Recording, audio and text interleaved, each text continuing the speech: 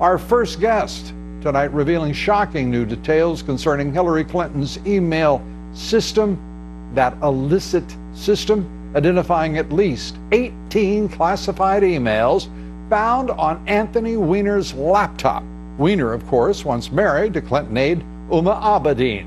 Joining us now, Chris Farrell, Director of Investigations and Research for Judicial Watch. That's the organization which has successfully filed a Freedom of Information Act request to release these very documents. Chris, first of all, congratulations on getting these documents and all of the work that Judicial Watch is doing. Now, when we talk about classified, these are not up-classified documents. These are, in fact, classified at the time they were transacting on the email server of Mrs. Clinton at home. That is correct, Lou, and thanks. It's very important that distinction be made. These records and documents were classified at the time that they were produced and transmitted. They are not so-called retroactively classified. That's a smokescreen and a red herring. They were classified when they were written, they were classified when they were transmitted, and they were classified when they were resident on the Weiner laptop. And the FBI investigators presumably knew that, did they not? They just didn't share it with the public. Absolutely. And I have a tidbit concerning Mr. Grassley and the Comey memos. I may be jumping ahead a bit, but this is important. Jump in any direction you want here. We have a sworn declaration from David Hardy, who is the chief FOIA officer of the FBI that we obtained just in the last few days. And in that sworn declaration, Mr. Hardy says that all of Comey's memos, all of them, were classified at the time they were written, and they remain classified. So the kind of open question from Mr. Grassley about, is it 4 of 7 or what time were they? Right. No, we have a sworn declaration from the chief FOIA officer of the FBI.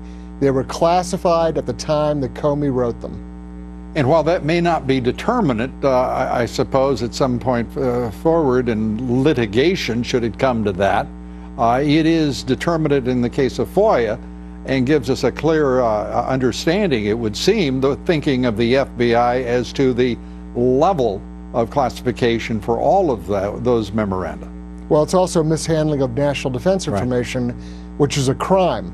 So it's clear that Mr. Comey not only authored those documents, but then knowingly and willfully leaked them to persons unauthorized, which is in and of itself a national security crime.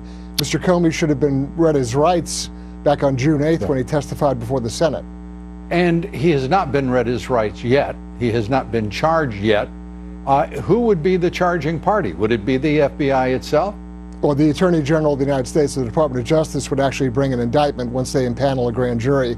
But the investigative process, of course, would be conducted by the FBI.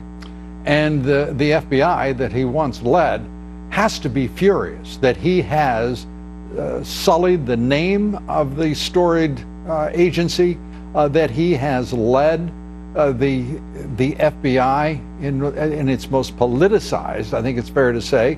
One thought that the J. Edgar Hoover days, parts of those years were highly politicized, but it's beginning to look as nothing touched the FBI during the Obama years.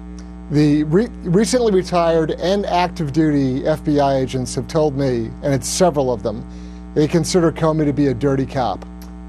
A dirty cop, and one who is certainly pious as he talks about how to... his tweets with Bible verses and haikus or whatever else he's been writing recently.